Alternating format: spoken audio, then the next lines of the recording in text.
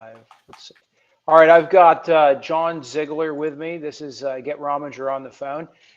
John, for people who don't know you, you've spent about the last 10 years investigating the Jerry Sandusky case. Uh, Obviously, I have some history with the case as well. I'm sure we're going to get into that tonight. Uh, Before we get started, I want to let people know you've got a podcast out called With the Benefit of Hindsight. And we're going to talk a bit about that because I think that's where you've really put a lot of work and time and effort uh, into finding out what happened. You're calling it, or at least the description I have that is out there on Apple, is the true story of corruption, greed, and self-interest that destroyed Penn State, its iconic coach Joe Paterno, and an alleged monster. This series follows nearly 10 years of investigation of this case conducted by journalist John Ziegler. So what got you started on that? Well, first of all, Carl, thanks for having me. I have to say, of all the, I don't know, over 100 interviews I've done at least on this case, this one is the most unusual.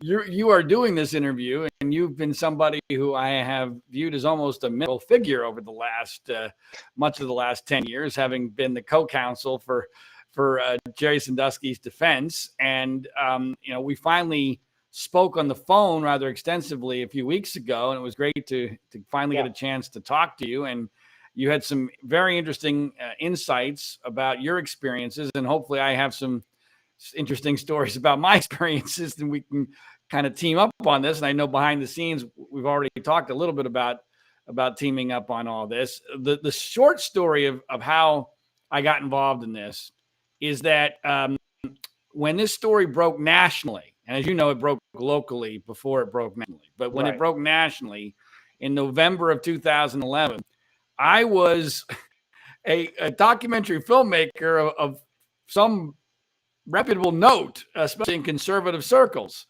My previous two films had successful, one of which had debuted on the Today Show in a high-profile newsmaking interview with Matt Lauer. That was about the 2008 presidential election called Media Malpractice, how Obama got elected.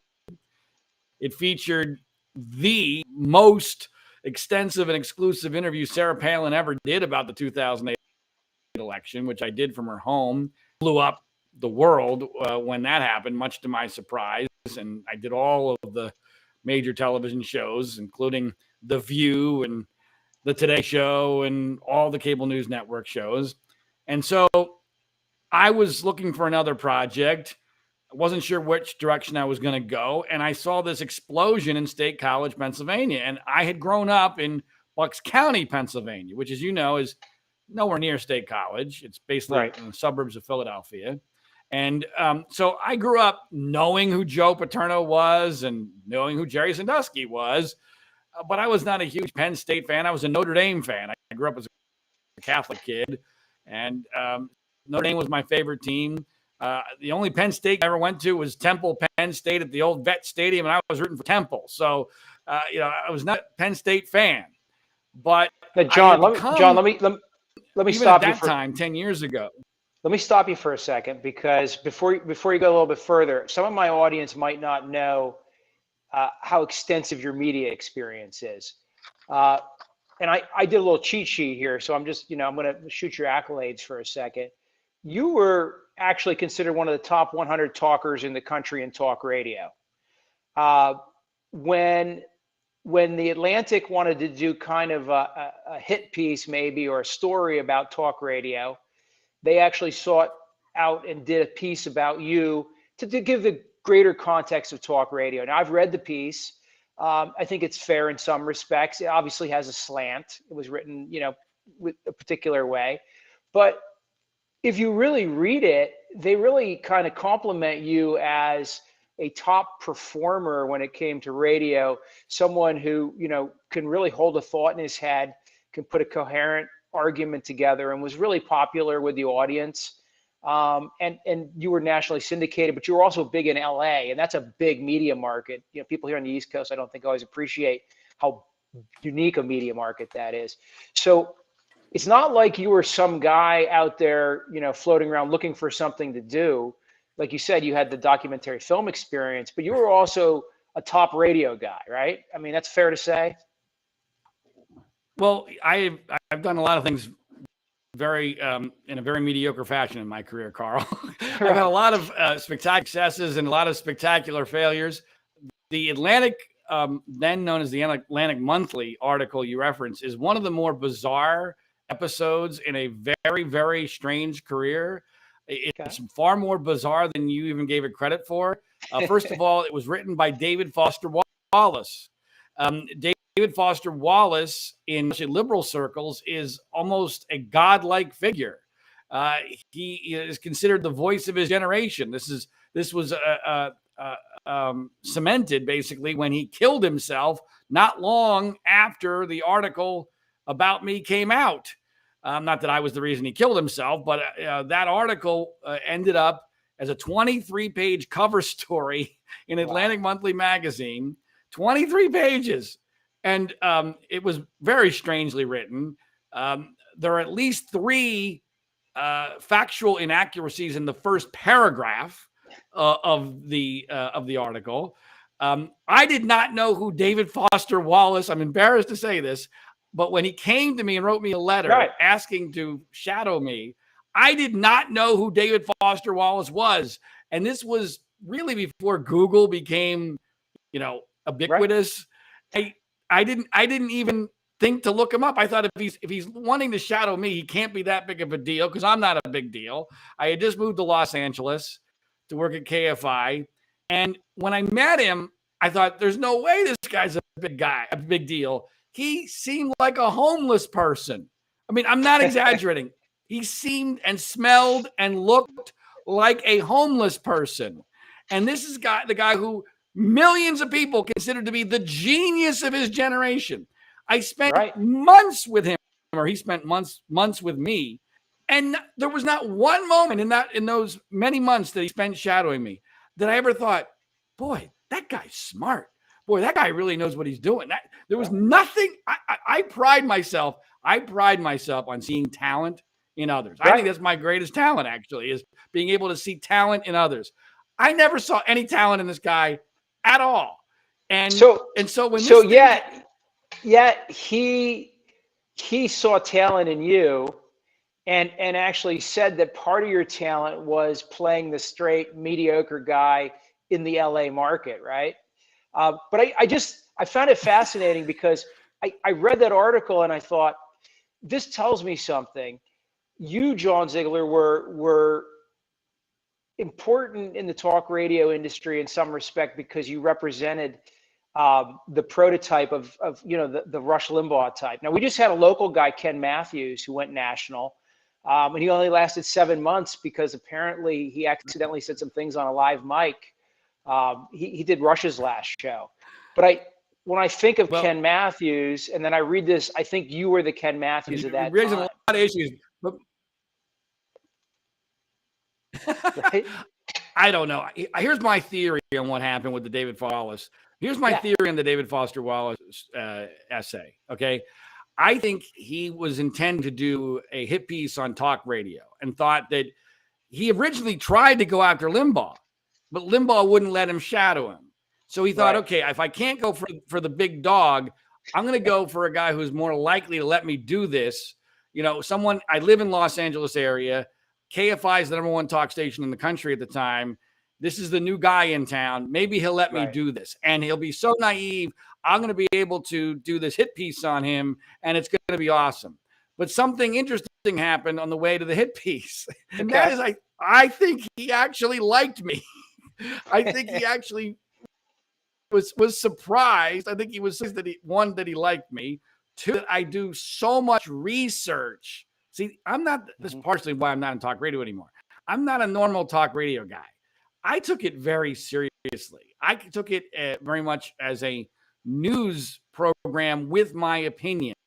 Man, I was ultra prepared. In fact, if my older me was talking younger me, my #1 piece of advice probably would have been, don't prepare so much. You're wasting a lot of time and energy, which ends up costing you in other ways.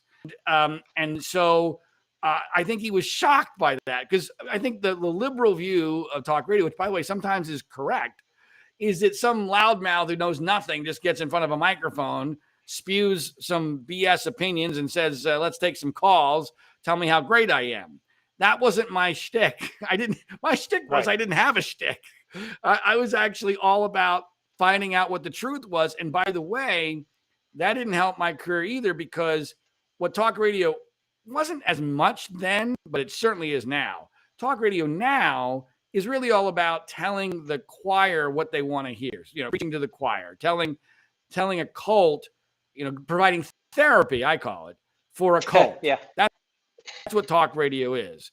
And I just don't do that. I am a, follow the story where it goes. I don't care. I don't care what people think about me. I don't care if people like me. I don't care if people hate me. It doesn't matter to me. I have asbestos skin. And that's getting back to the Penn State Sandusky case. Carl, I don't believe in fate. I really don't. Right. But I've said many times that if there was fate, the first 45 years of my life built me for the Penn State Paterno Sandusky case.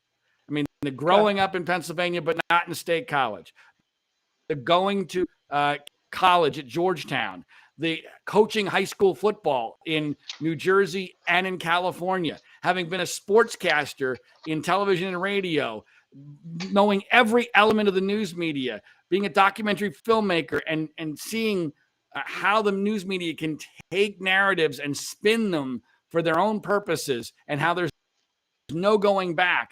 Not to mention, even some other details that are probably worth even getting into. It's almost eerie how my life prepared me for John, this, for better or for worse.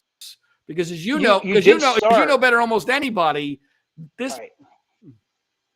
You started in sportscasting. I think, was that one of your first media jobs? Yes, my first on-air job was a TV sporter in just outside of Pittsburgh, in Steubenville, Ohio, Wheeling, West Virginia. The NBA there. Ironically enough, my news, and I was the weekend sports guy, weekday reporter. My weekend news anchor was Liz Habib, who ends up being my co-host 30 years later, plus on With the Benefit of Hindsight. He was a Pitt grad, and she was somebody who I wanted to have host, because she believed everything. Paterno Sandusky case. She reported it all. And I knew, because I knew her, and I knew, she had enough respect for me, that I could convince her. And I wanted her to come along for the ride. I wanted her to be the audience, being skeptical about, wait a minute, hold on. You're telling me this? You're telling me that didn't really happen? You're telling me this really did happen? And eventually I succeeded. And you can actually hear that. You can hear one of the more interesting elements of With the Benefit of Hindsight is you can hear the evolution of Liz's thought process on this. And it's quite dramatic. And so she's kind of like what your Scully to your Mulder. You're the true believer, and she kind of. Maybe we're dating ourselves since we know that reference, but that kind of ideal of bringing somebody along to sort of maybe fact check you as you went, or backstop you, or no, you were just pretty sure from the beginning you were going to convince her. No, it's both, really. I mean, I think you described what I was looking for. I am some. I want to be challenged. I'm the only person in this case that would do any interview with anybody. I mean, the people that are on the other side of this case, proof is here. They don't want to have any discussion. They do not want to have any discussion. The people on the other side of this case do not want to be confronted. They don't want to be questioned. I mean, heck, I don't think you even know this, but one of your, I don't know if it was your direct adversary at the time, but Janelle Eschbach, who I know you know, was a big key part of the prosecution in this case. I sent her an email, a simple email, a few years ago, simple email asking her some questions. She sent me a cease and desist notice from her lawyers saying that I should never contact her or her family members ever again. I thought, wow, boy, That's a pretty telling response. That seems like somebody who has something to hide or doesn't feel very confident in what they did or what they believe. And that's just symptomatic of everybody.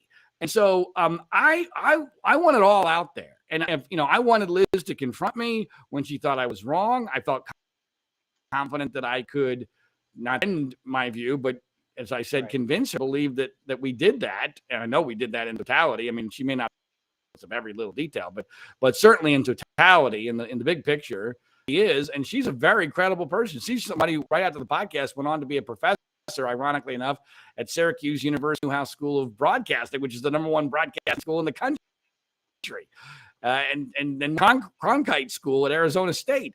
So this is someone who teaches news media, and she fully realizes that the news media blew this one in a spectacular fashion.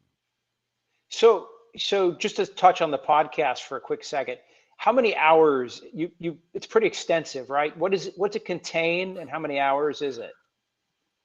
Okay, well, it's a little bit difficult to define because when you say the podcast, so I'll tell you what we have. Okay, there are 19 episodes of With the Benefit of Hindsight. Those 19 episodes, some of those episodes are literally record length podcasts, like 4 or 5 hour episodes, which we know is unheard of, but no one's ever really complained because they're spectacular. And as you know, the nature of this case requires them, not just because it's so detailed, but because the burden of proof on our side is so absurd. Mm-hmm. You have to build a brick wall around every little thing you say. Otherwise, it all falls apart. So I would say of the 19 episodes, there's at least 60 hours of content there. But then we did something extraordinary. I've never been doing this, but I'm all about transparency. And that is we released the interviews of every for the podcast, which you can find at my website, framingpaterno.com. And it includes, an extensive interview with Bob Costas, members of the Penn State Board of Trustees, Franco Harris. There are 2 extremely long interviews. We get another one of the administrators, right, who went to jail in this case, who believes Jerry Sandusky is innocent. Let me emphasize that. Says innocent. He now believes him to be innocent. And so there's at least, I would say, 40 hours, somewhere in that range, of raw interviews that and this is all free, by the way. And until recently, there were no ads anywhere. And I think there's now ads on the podcast itself, but not on the interviews at framingpaterno.com. So I would say that in totality, there's probably about 100 hours or somewhere close to that of material that would be somewhat defined as the podcast. So, one of the questions people would ask, I know because they've asked it of me, is, so what are you guys talking about? Because obviously it's pretty simple. There was a trial up in State College. A jury heard all the evidence and they convicted the man, and he's really guilty, right? I mean, that's pretty much the pushback you get most of the time, right? Of course. No, I mean, the number one hurdle that people have to overcome to even get into this podcast or this story is the notion that will be anything new, right? It's 10 years later. We know this story. And why are you bothering with us with this? Why, and why are you defending child molestation, which is, of course, absurd that no one's defending child molestation. But I think that there's a lot of different ways I have found, Carl, to get into this story. I found it to be a lot easier, especially for conservatives, post-COVID, because, at least for me, magic words when I'm trying to convince a conservative that this might not be what you were told are just think about COVID and think about all the insane things over the last 3 years because of COVID policy.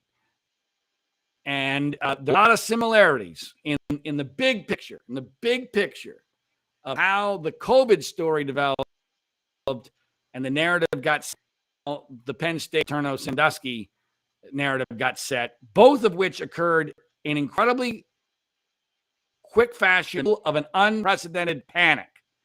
And that's the key to this. Right. When it all starts, it's a panic. And the media is not competent they're not competent, period. But they're really not competent when it comes to highly emotionally charged issues in the middle of a panic. They grab on to whatever narrative works best for them, and then that's the truth, and there's no going back. And like COVID, in this particular story, Carl, one of the reasons why there's no going back is because of all the damage that was done. Like, for instance, in my view, mask mandates are insane, right? I mean, they're absolutely insane. They're anti-scientific. They did absolutely nothing. We caused millions and millions of kids, including my daughters, to go to school wearing masks simply to make liberals feel better about themselves. That's what we did. But no one can admit that. No one can admit that because, one, no one likes to admit they're wrong, but they really don't like to do wrong in cases where they cause great damage. No one wants damage. Less chance there is of going back and fix it. Duke lacrosse, which has got the false allegation against Duke lacrosse players of rape, got fixed. Why? Well, one, the evidence was overwhelming. Two, because the damage to those boys was great.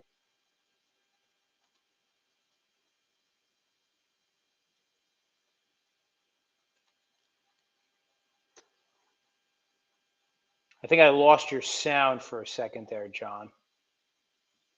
I lost your sound. Yeah, I don't have your sound, John. I got technical difficulties, folks. Always with a live interview, as you can imagine, these things happen. I got to let him know. I don't think he knows we've lost his sound.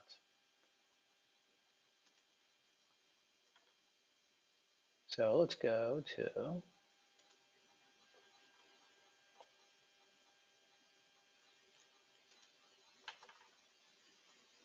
John. Lost your sound there for a second. I just sent you a message.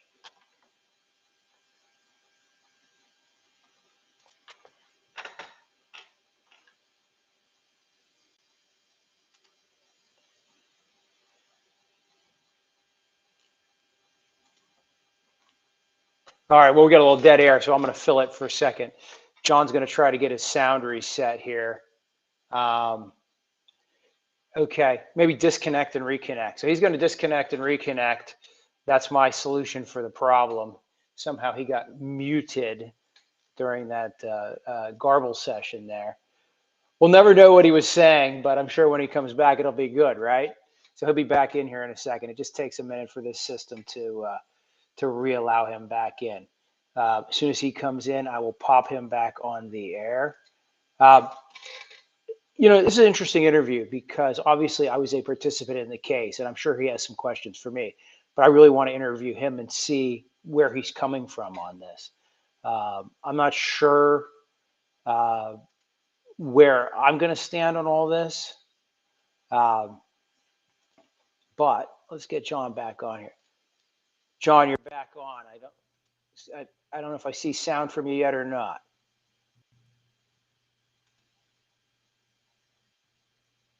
Carl, can you hear me now? I got you. You're back. Welcome back, John. What were you saying? Yeah, I can hear you. So you can hear me now? Okay. Absolutely. All right. Anyway, I was trying to make the point about damage being done in particular cases and why it makes it more difficult for the media to revisit. And there are cases where the media can do this. Penn State Turner Sandusky is not, because they put all their chips down. They destroyed 5 great men in ways that can never be restored. Not to mention a university, not to mention this went on for years. And so that is, you asked about how it is that this could happen and why people should revisit this. there are still things about this case that I'm learning 10 years later. In fact, when I spoke to you the other day, I learned a few things that I did not know. How in the world, and I've devoted my life to this for 10 years, how in the world did the media figure this out in 3 days or 4 days? Because that's what they did. In 3 or 4 days, they figured it's impossible. So, John, let me tell you something that I always thought was interesting in the case was, as you recall, that grand jury presentment was leaked to the media. Now, it's my belief, based on pretty direct knowledge, that was leaked intentionally. But I always thought it was interesting how it was written, because if you parsed it, it was maybe, if you read it against the grand jury testimony, technically supportable, but not really, but written in a way that really harmed Joe Paterno, right out the writ. The reading that the media gave it was that Joe Paterno was given a very specific allegation and did nothing about it. But that's not actually what the grand jury testimony said. And it really wasn't. That presentment is not actually supported by the raw testimony. So you have a presentment that prosecutors wrote in a misleading way. And then that was leaked to the media in the middle of the night, so to speak, in a roundabout way. It was put up on the website and taken back down. And that was done intentionally, because I'm aware of several folks in the media that was leaked to, that was going to be put up and taken down. But I always thought the worst, talk about whose lives are destroyed or not destroyed. You can take, but the worst sin for me was right at the very beginning, the way they basically torpedoed Paterno out of the blue with a presentment that just wasn't true, the way it was written and the way it referenced Paterno. To me, that was a major flag as to what was going on. Now, was Corbett behind that? Do you know? Was that a Tom Corbett move? Here's my theory on this. All right. And I agree with you. I mean, to me, the grand jury presentment comes down to 2 words: anal intercourse. I mean, the fact that the anal intercourse of a 10-year-old boy, that was everything. I mean, that's the headline. Oh my God, Cherno was told about the anal intercourse of a 10-year-old boy in a Penn State shower, and all he did was tell his superiors about it. I mean, that sounds horrible. That did not happen. That did not happen. In fact, it wasn't close actually to happening. If you parse the grand jury presentment, it doesn't literally say that, but it implies that. It says those words in one sentence. It implies that that's what he was told, but it was cleverly written, I can tell, so that you could say, well, Judge, I wasn't misleading, because a really smart person would have picked up on the fact that these are separate sentences, and therefore, kind of stuff lawyers might point out to other lawyers. But it was like the Willie Horton ad that Bush ran many years ago. It didn't matter what you actually said. It was what impression it gave. And then the media ran with that immediately. And that bell has never been unrung. I may differ a little. Paterno. But go ahead. Have you read the grand jury testimony? We may how that went. I've read what's publicly available. I'm sure. Right. I would just tell you it's my distinct impression. It's unbelievable that we still do not. It's my distinct impression that presentment does not line up with the grand jury testimony. I can't be more specific than that, right? Well, I'll take my law license away. Okay. Well, I'm sure. Okay. Well, I'm quite sure that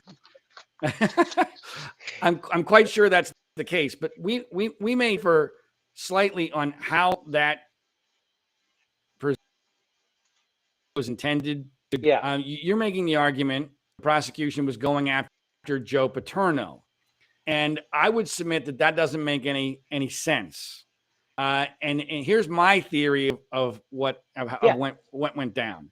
Okay, so you have to remember, one of the most absurd parts of the destruction of Joe Paterno is not just pretend that the Jerry Sandusky allegations are true, which you and I both know they're not. But let's pretend they're true for a second.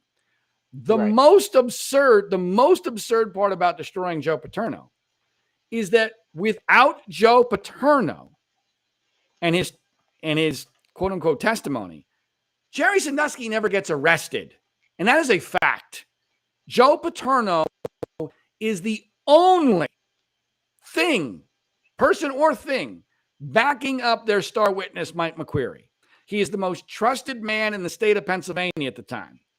So had Joe Paterno in that grand jury said, which would have, by the way, lined up with what he told police before the grand jury testimony, right, I'm sure you're aware of, that there was nothing sexual here, that I don't really remember Mike saying anything like there being a sex act. This doesn't make any sense to me.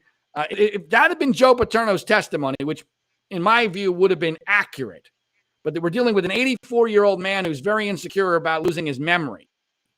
And he's being coached by his son, Scott, who's a Republican lobbyist. This is key. Scott Paterno is his lawyer and his son. Scott is a Republican lobbyist.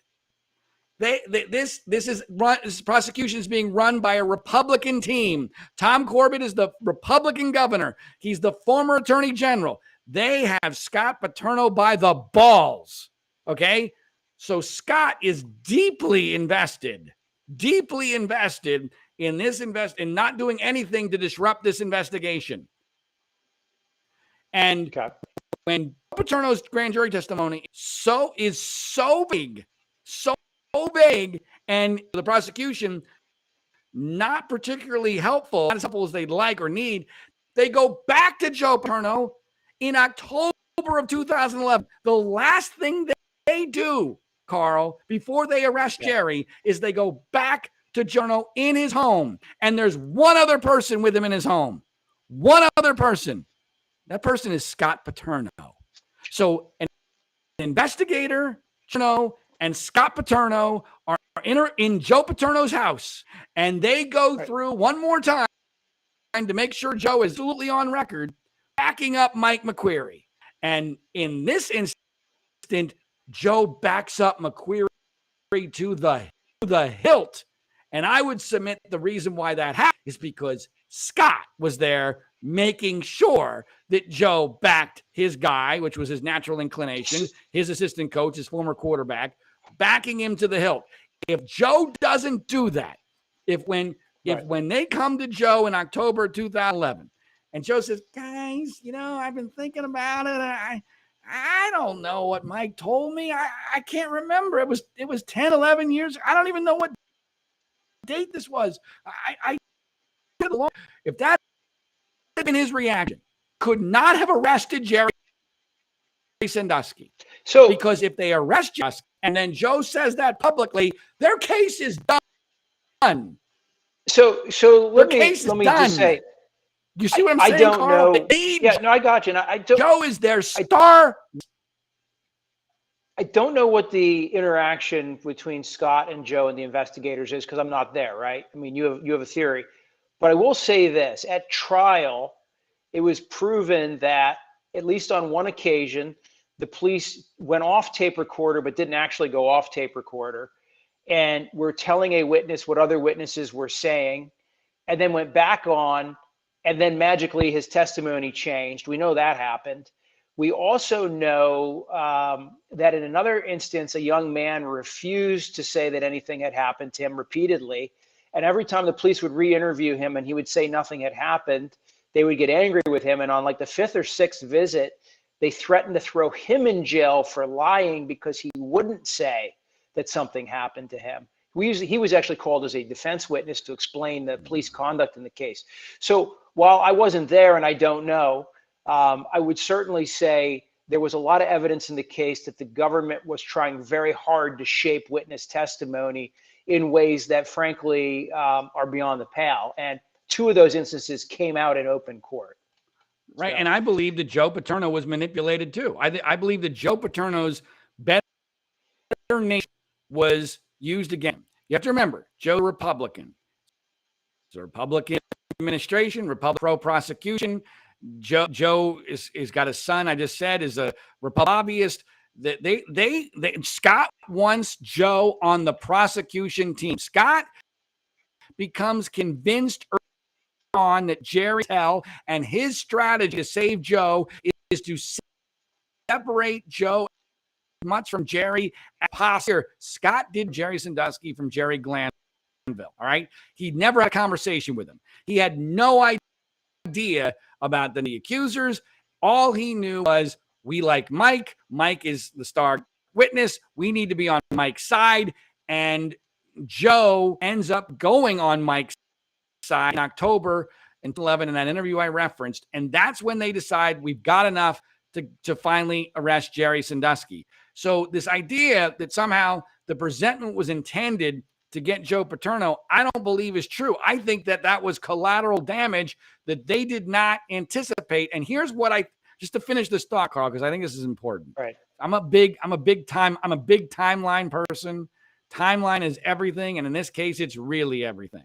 And with regard to the news media timeline on this, here's what happens. On that Friday, the grand jury presentment gets leaked. Ganem just happens to be at home on a Friday night and just happens to be on the website to be able to get the grand jury present before it gets leaked, right? So now the story breaks over the week, which Penn State is not playing a game that weekend. They're off. The previous weekend, Joe Paterno had just become the winningest coach in the history of college football, all right?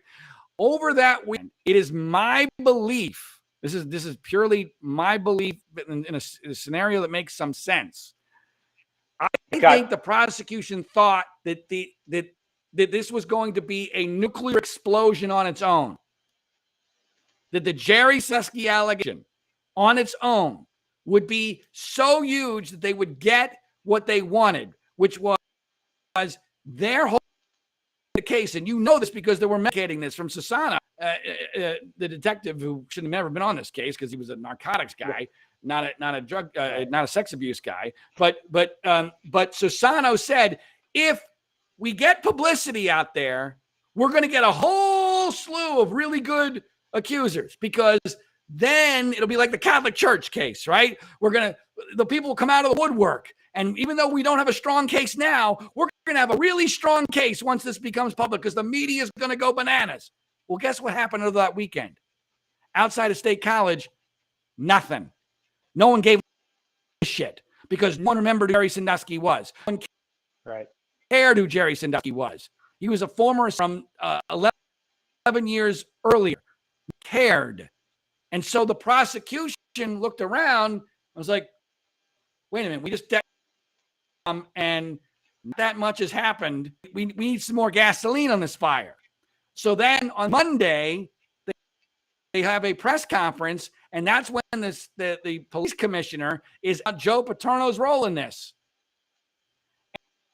Poor gas liar. That's when they throw Joe Paterno under the bus, because now they the state police became the moral police on that. The state police became the moral police all of a sudden. It wasn't really a crime, but it was a terrible thing. Right. To the do. state. We regulate that now. Yeah. He failed in his he failed in his moral responsibility. That something to that like effect. A James what Comey, said about Joe Paterno. Hillary Clinton. From that moment, like a James Comey. Okay. So they throw Joe Paterno under the bus, and that's when the flame is lit, the nuclear bomb goes off nationally, and ESPN goes 24/7 on this story, because now it's a Joe Paterno story. Now we got box office, because we got a current coach who's a legend, who's a celebrity, who just became the winningest coach history of college football, and he's got a home game this Saturday. And guess who's that game? Guess who's carrying that game live? Holy cow, it's ESPN. So now we got a week's worth of material right when the NBA is on strike, baseball just finished, hockey no one gives a shit about, college basketball hasn't started yet, we got NFL's in a lull, we got nothing going on this week. But now we got a greedy on our hands, because what did Joe Paterno do? Look at this grand jury presentment. He was told about the anal rape of a child, and he did nothing. The great Joe Paterno. Oh my God. And so this drives the coverage for 2.5 days. Yes, Carl. Well, the reason I wondered about the affidavit being written the way it was, the presentment, I should say, is I'm aware of another media outlet who was made aware of the leak, and they hesitated to pull the trigger because they wanted confirmation and they got scooped by the Patriot News. But my understanding is they knew when to look at the website because a couple people had been tipped. And I understand that would play either with Sandusky being the target to rev things up or with Paterno. But I always felt like the affidavit was written to throw Paterno under the bus. And I felt like that was early in the case, like right from the beginning. To what end, Carl? He's their star witness. To what end? To what end I always are felt they throwing Paterno under the bus? I always felt it's what you thought, which is to rev the case up. I really listen. Well, Frank Fina, who ran that, it's kind of academic at this point because it really, but it pollutes it because it goes back to what you said: is how do you unring the bell? And that's the coverage that everybody remembers, right? That's the thumbnail sketch that everybody has of the case, and that's about where their knowledge ends. I mean, maybe right. Maybe we're getting bogged down on what is an interesting but right, frankly tangential point. Although I will, let me just Carl. Let me just finish with this on Paterno. It is somewhat trivial as to what the motivation was, but it's not trivial as to how this case goes and breaks down, because Joe Paterno is everything to this case. Everything. I cannot emphasize this enough. I have a constant conversation with a mainstream reporter that I put you in touch with. I hope you'll talk to shortly. I know he's eager to speak to you, who's been working on this case for a couple of years, but he's not a sports guy. And I am constantly trying to explain that without Joe Paterno, there's no Jerry Sandusky rush to judgment. The Joe Paterno angle is why there was massive media coverage. It's why there was the Bob Costas interview. It's why everyone presumed that Penn State was pleading Sandusky's crimes by firing Paterno and Graham Spanier, who has a book coming out, the president of the university. None of this makes any sense to people because they're not understanding the timeline and the motivations. And so if you take away,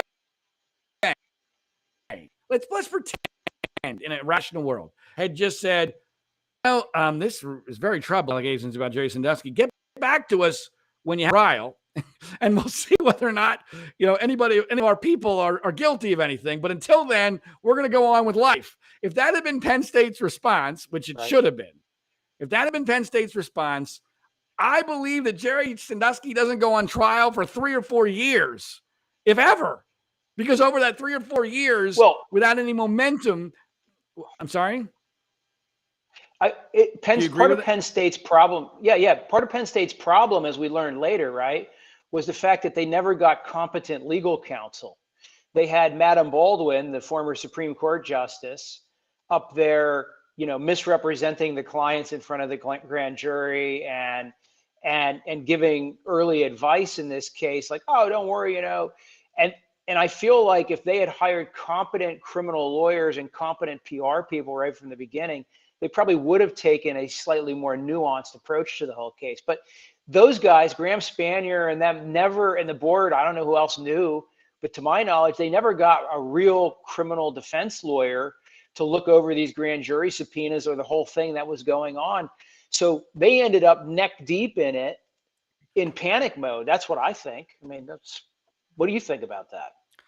Well, I've spoken to Graham Spanier. I've spoken to Graham Spanier many times over many hours.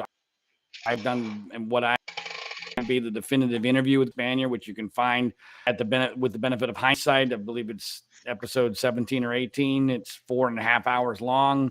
To me, if you listen to that interview and you think that any of this is real, you're delusional. But here's the thing, Carl.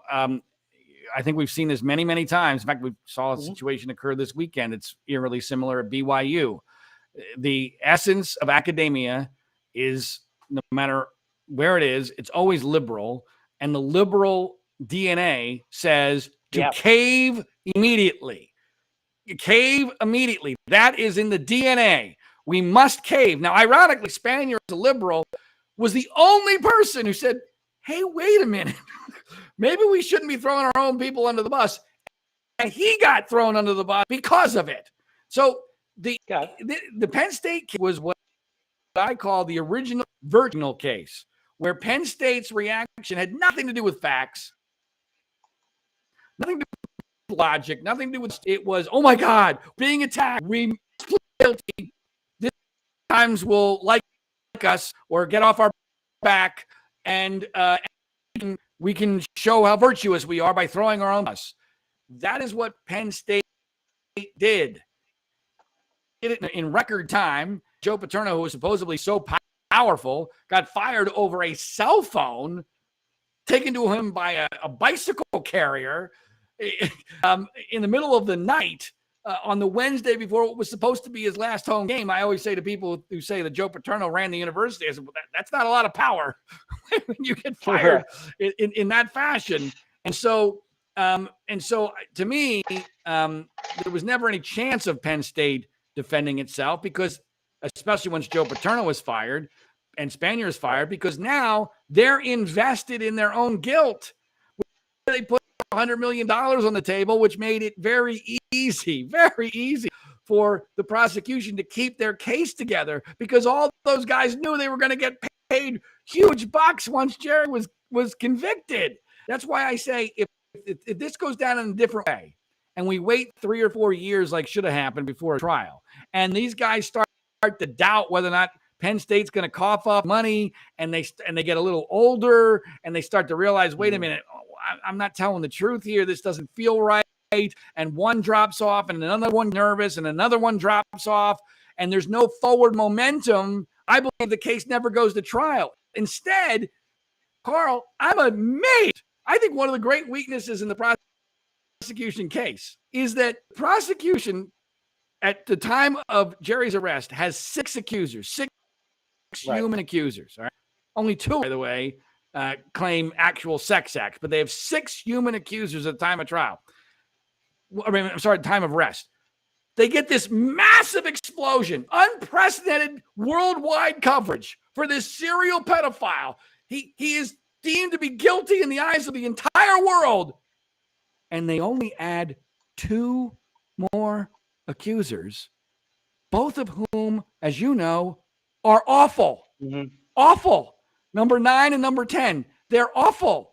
To me, right there shows the absurdity of the prosecution case. By their own theory of the case, they were expecting to get inundated by better accusers. They hated Aaron Fisher, victim number 1. You know that. They hated him. They thought he was terrible. That's why they were as the star with number 4.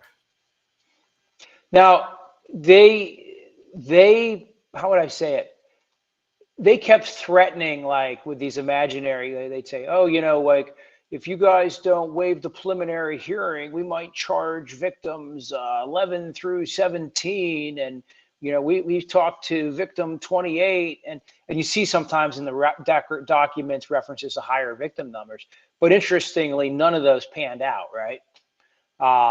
They were never comfortable bringing those charges. And by the way, what I know, which is, had they actually had more victims beyond the number that they brought to trial, obviously they would have charged that subsequent, right? Because everybody always does the pile-on victory lap when they have it. Plus, it's hard to explain to families, your kid really wasn't a victim or was a victim, but we're not going to get justice for your kid. So most of the time, if you have somebody that gets convicted and then a bunch of people come out of the woodwork, you get the tack-on charges, the add-on charges, the new and continuing indictments. And that just simply didn't happen in this case, which is interesting if you know the fact that they were floating much higher numbers.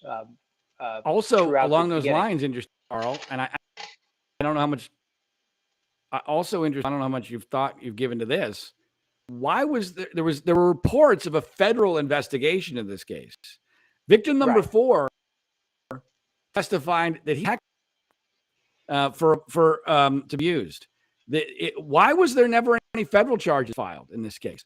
Because no federal prosecutor wanted the fame and glory of a federal conviction of Jerry Sandusky. It should have been a slam dunk, right?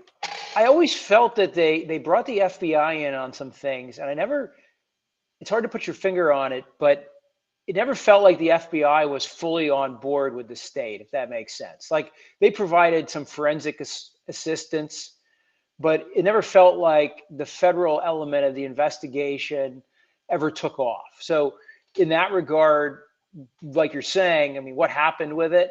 It just didn't feel like there was any love. Sometimes, when these things are prosecuted at the state level, there's an agreement with the U.S. attorney not to take over a case or not to federalize something. But I never got the feeling here. I got the feeling here, quite frankly, that there just wasn't anything that they wanted to pursue.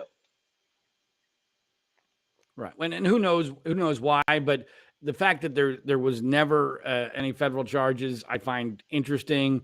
But more importantly, I can't emphasize enough the utter garbage that came forward after Jerry Sandusky's arrest, Joe Paterno's firing, the massive firestorm, the Bob Costas disastrous interview. If Jerry Sandusky was guilty, there would have been dozens of highly credible people who would have come forward. Instead, you got number 9, who tells the most ridiculous story of the entire trial, and number 10, who never met Jerry Sandusky. Him. And so to me, that's game, set, match. You have flimsy allegations at the time of arrest. So and you yelled at me when we first talked because you said, so Carl, do you think Jerry's innocent? And I said, well, as a lawyer, and you're like, that's a lawyer's answer. That's a lawyer's answer. And I always just said, I don't have an opinion on guilt or innocence of anybody I've ever represented because I never cared about whether they were guilty or innocent when I take the case. What I will tell you, though, is I've been involved in cases where when you lose, you can say, I know why I lost because there's a videotape of my client committing the act that the government alleged, and he confessed to the police. And the only reason we had a trial is they wouldn't flex off a mandatory sentence. And we were hoping, we could get a lesser conviction, or we disagreed on we didn't disagree whether my client killed a person. We just disagreed about the specific intent or lack thereof, those kinds of things. This was truly one of the cases where when you look at the evidence and what was presented, if you believed certain witnesses, right, i.e. the person who says, I was the victim in the room with the guy and this is what he did to me. As I always used to tell clients, this. If I go into the alley with your mother and your mother comes out and says that I raped her, I could be convicted of rape. Now, the lack of forensic evidence, the lack of corroboration, my personal history, my knowledge, all these kinds of things could come into play, and a jury could convict me or acquit me, and would likely acquit me without something. But if 2 mothers say I did it, right, then probably the jury's like, well, I got 2 people saying. So is there technically sufficient evidence based on the government's theory for certain victims? The answer that the courts have said so far is yes, right? And as a lawyer, I would say that's plausible for a conviction. But on the other hand, I would tell you, this is the kind of case where it was very troubling because there was evidence that the government was telling witnesses what to say and giving witnesses the fact pattern, right? Because they go to the jury and they say, look, he does it the same way every time. And then you find out that they, in fact, were telling witnesses, this is what the other guys are saying, i.e. another guy said. And then you don't know if they told that guy this stuff. So it's a case where, having even been in the courtroom, I can see why a jury would convict somebody based on the evidence that was presented to them. But I can also tell you that if I had a chance to retry that case, oh no, John, listen, I have had many clients. Carl, that's bullshit. You can tell me bullshit. That. Carl, what you just said is total bullshit.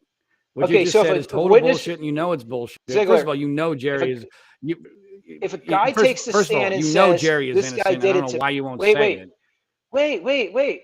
John, stop for 1 second. I know you're an advocate at this point and you're an investigator, but I want you to think about something. No. The jury is told, listen, John, said is not true. What you just said is not true. It doesn't matter. Truth is not what court is about, John. Have you figured that out yet?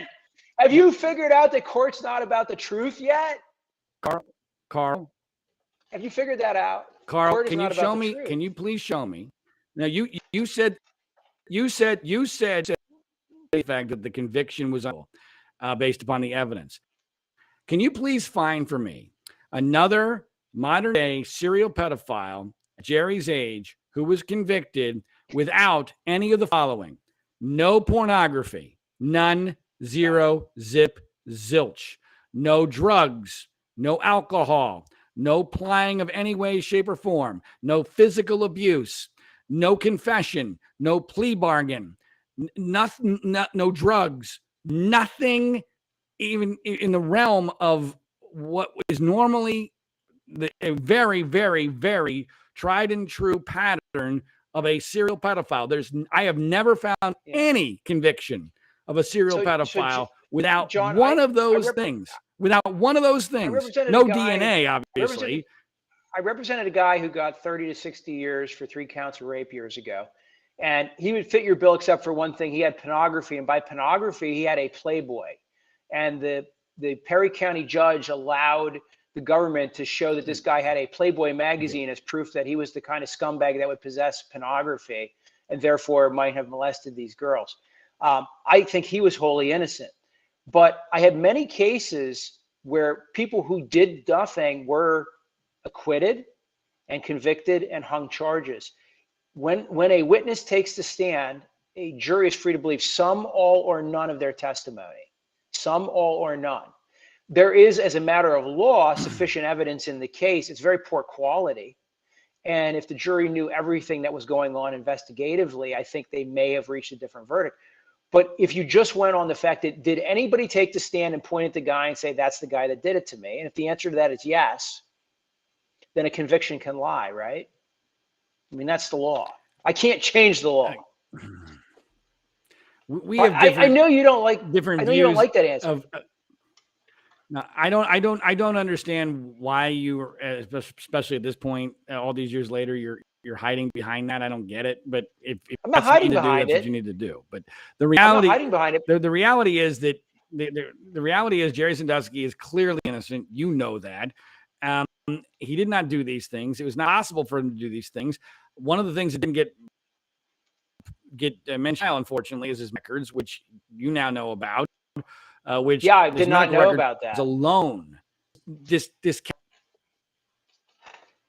amazing that you didn't know about the medical records. Good co-counsel Joe Amendola, in my view, didn't bother to read them, and he sloshed off the low testosterone issue.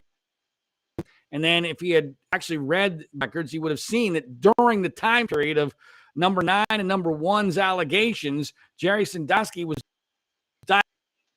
diagnosed as having testicular matter. Virtually no testicular matter. A man in his 60s with no testosterone, no testicles, is anally raping teenage boys in his basement while his wife is upstairs baking cookies. Bullshit. There's no chance. And why did not one of these boys ever, men, not boys, ever say that Jerry Sandusky had no testicles? Because they never saw his testicles. Because he's innocent. Because they never saw anything. Because there was no sex abuse.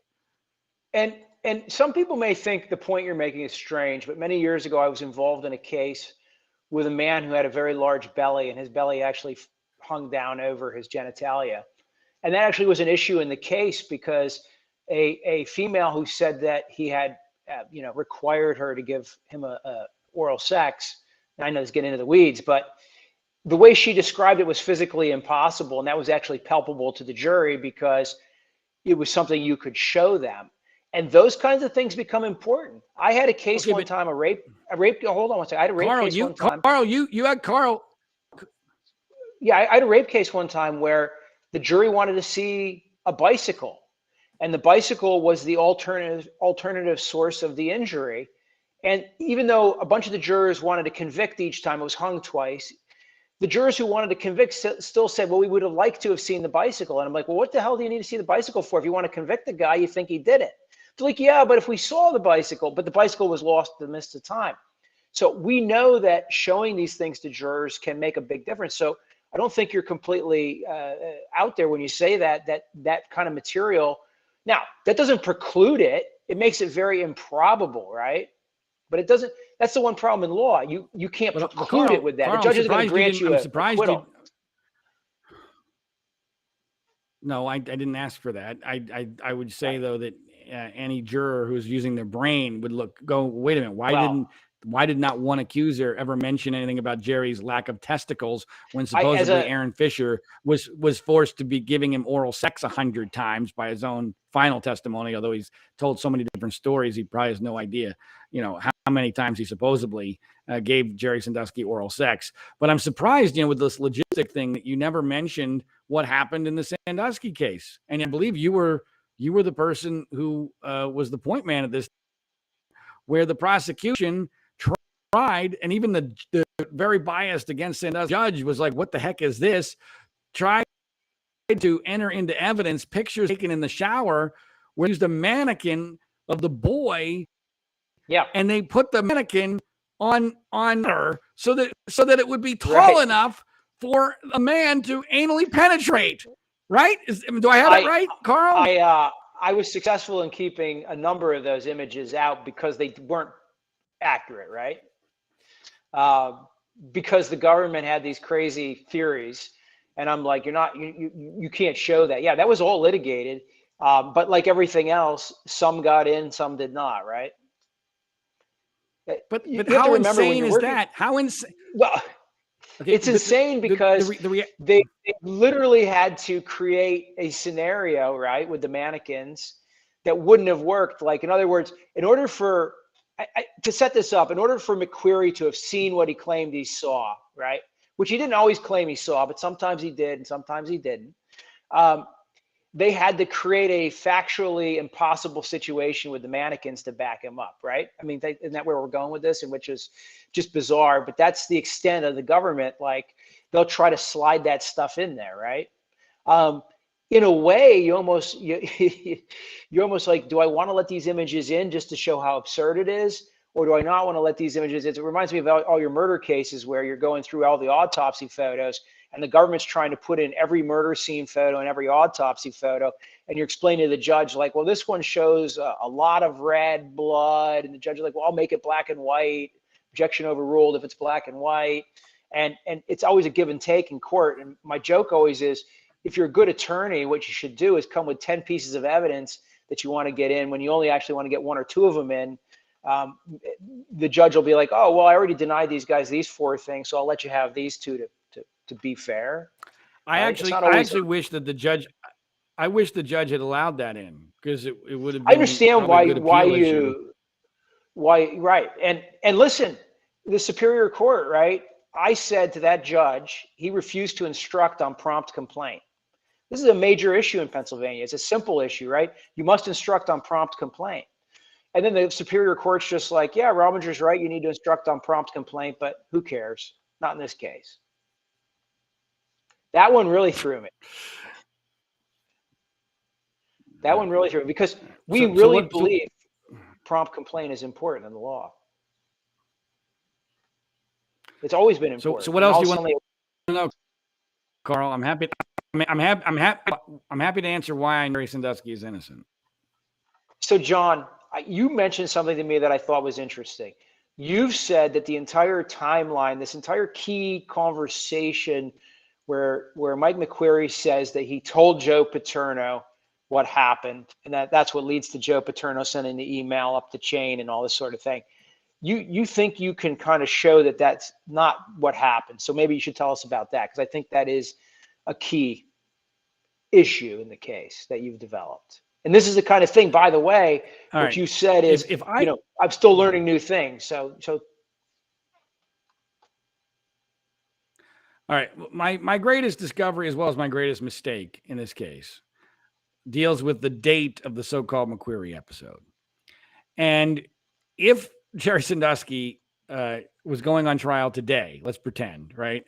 And I had the knowledge that I have now, and I was your co-counsel, mm-hmm. I would have been passionately making the case that the date itself proves that the case against Sandusky is without merit.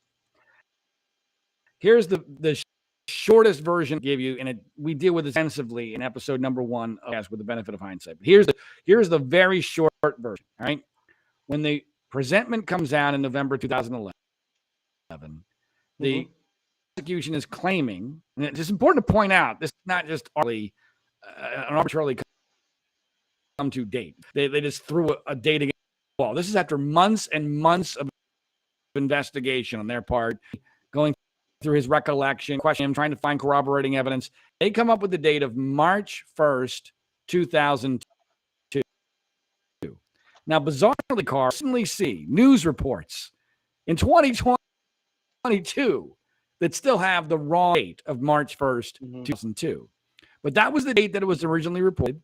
That was the date that Joe Paterno thought this episode that destroyed his career occurred when he died a couple months after the firestorm. It was not until early 2012, just a little bit before you guys were forced to go to trial with no continuance, that the prosecution very, very quietly suddenly says, this is interesting. We need to make an adjustment on the McQueary episode. Because we found these emails, which would later become extremely important in other cases. We found these emails, and guess what? Oops, March 1st, 2002, which was a Friday. By the way, you may recall this, that the prosecution was very, very proud of the fact that this March 1st date was the first day of spring break in state, so that Jerry had this expectation of privacy in the Penn State lockers, would have this all to himself, where he could rape young boys without any concern of someone finding him because it's spring break and there's no one around. And Mike had said it was a night on campus. Well, then come out in a statement, they go, oops, guess what? It was 2002. It was actually 2001. It wasn't March. It was actually February, and it wasn't the first of the day of the month. It was actually the 9th of the month. Yes, that February 9th, 2001 was the new day. Now, I will never forget seeing that article in ESPN, and I think, what? Wait, what? We are going to place everything that's happening to Joe Paterno. And at that time, I was only concerned about Joe Paterno because I presumed Jerry Sandusky was guilty.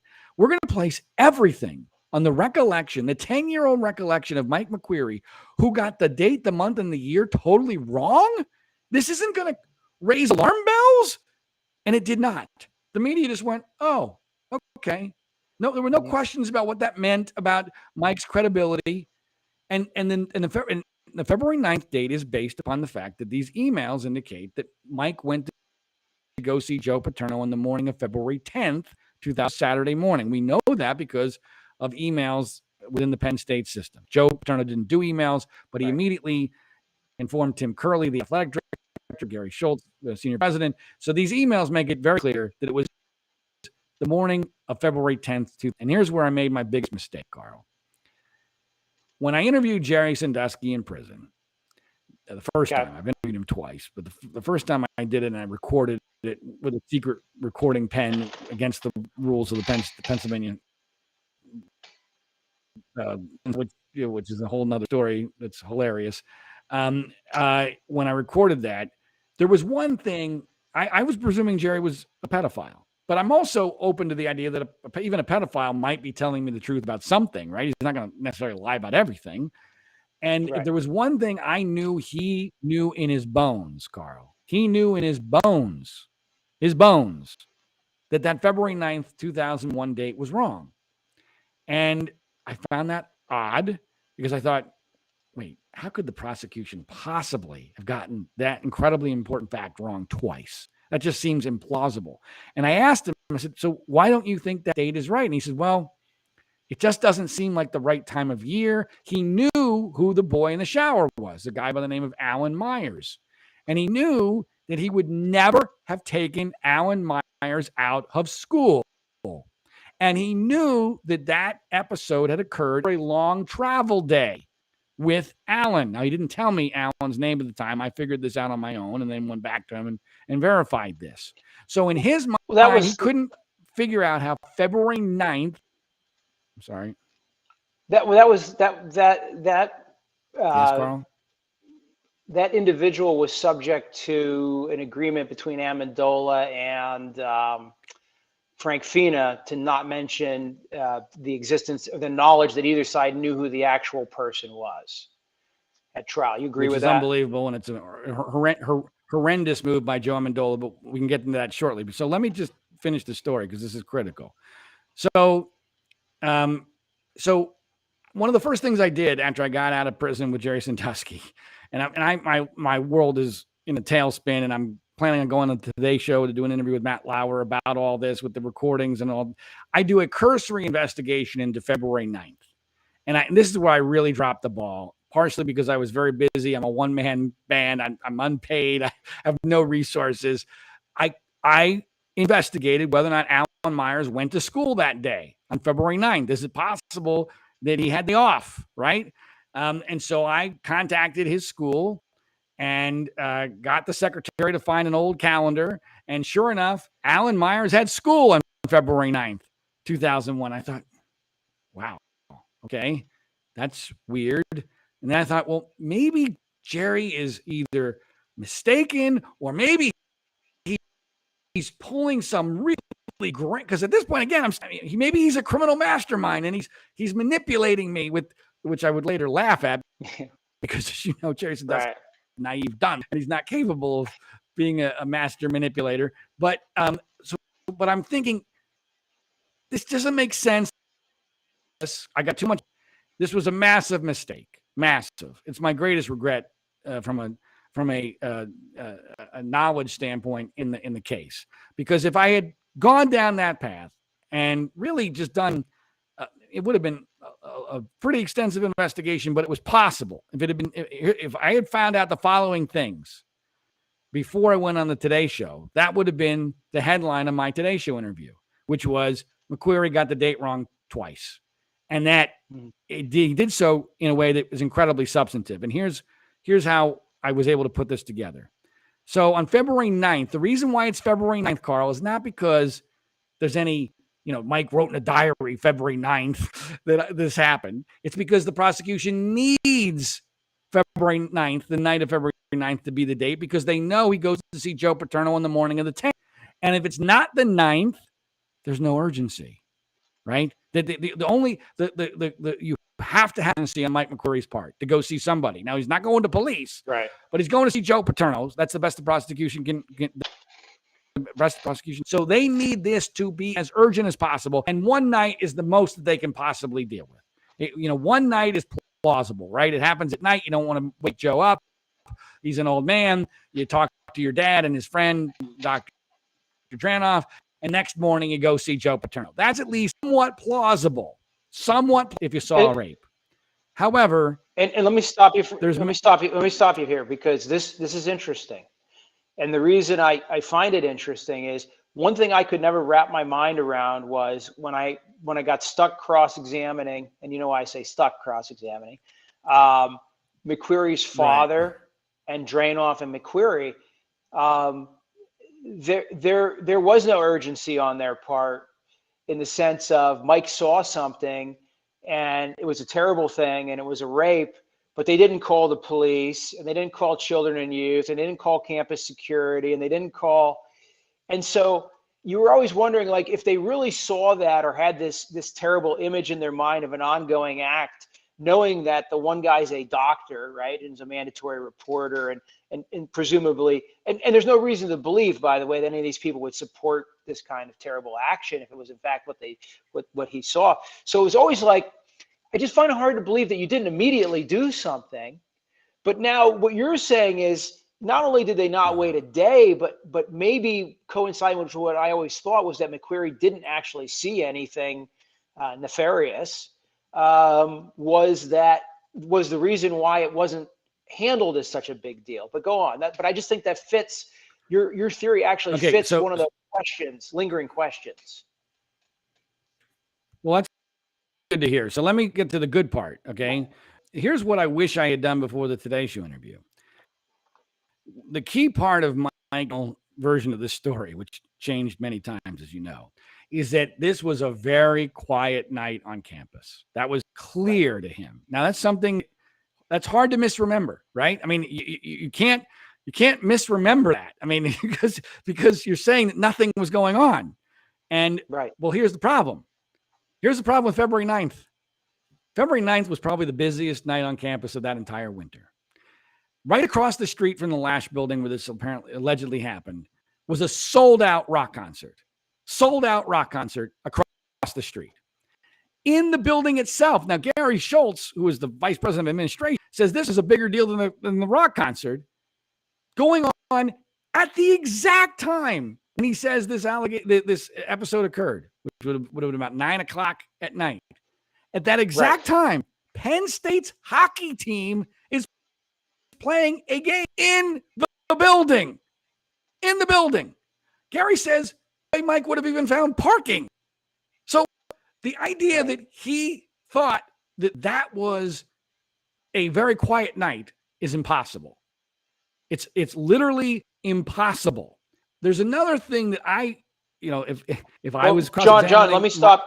Let me stop you to reinforce this. What you're saying is, we know the government says it's the 9th because the email went on the 10th, and that it must have happened the night before. And you're saying the physical circumstances on campus do not coincide with as they were described as McQuarrie, and so basically, that date can't be right, but that's the only date they can use because otherwise it doesn't fit their narrative and the entire story.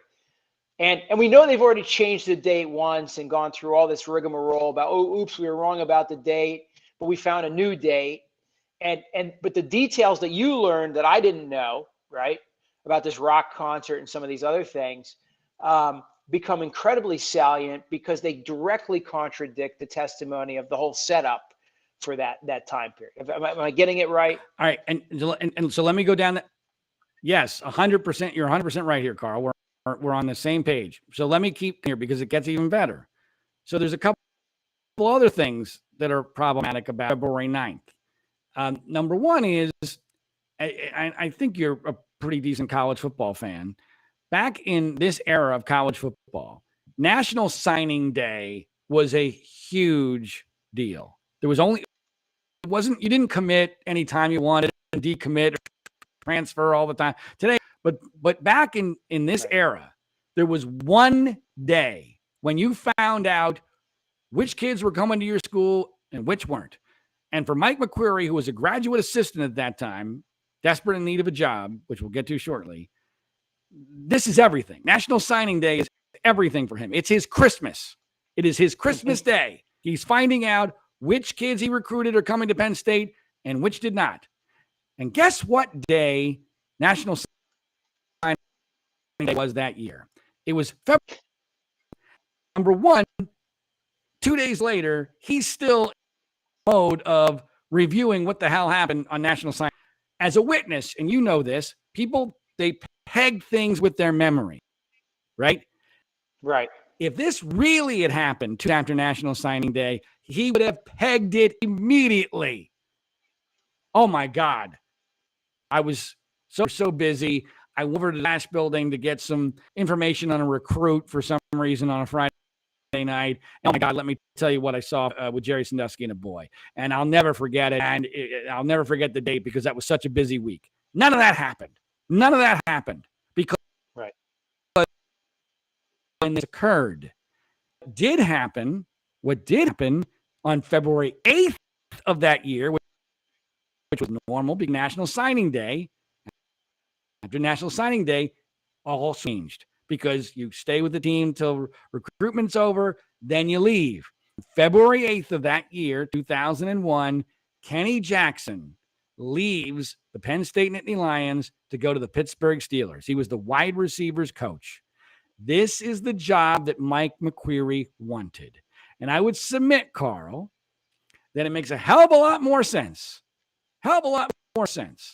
that on February 9th, when it is in the newspaper, back when newspapers mattered, we didn't have social media. You didn't find out things instantaneously. So the morning of February 9th, Mike McQuarrie reads in the newspaper, which is where it was reported, that Kenny's leaving, right? February 9th. He get the idea, oh my God, this is the job I want. How am I going to go get this? And that is when he starts to think about, how am I going to get fame with Joe Paterno? And it's the learning on February 9th that gets him to go see Joe on the morning of the 10th, not witnessed Jerry Sandusky raping a boy. By the way, just from a pure chance level, what are the chances that McQuarrie witnesses Jerry Sandusky raping a young boy in Penn State the same day that the job he opens up? That's just statistically almost impossible, right? But so let me go back to the job thing. So what? You're gonna tie this together here, I know, but yes, what I'd be asking, because I'm gonna pretend I'm my audience here for a second, because I already know the answer kind of, but I think the question I now have is, okay, I'm following that, but he's still gonna tell him we know something on the 10th that causes an email. So what does he tell him on the 10th, or why does he need to tell him something on the 10th? Okay, so now that we know that the 9th isn't the day, now I'm like, okay, so what is the day, right? We know it's not that week because there's no urgency. He's not waiting more than a day, to do this because he's supposed the rape of a boy. So what is the date? Well, now I go back to Jerry Sandusky because now Jerry Sandusky is a credible person to me, right? Because Jerry wasn't right and Jerry was correct. So now Jerry Sandusky has some credibility. So I go back to what he told me.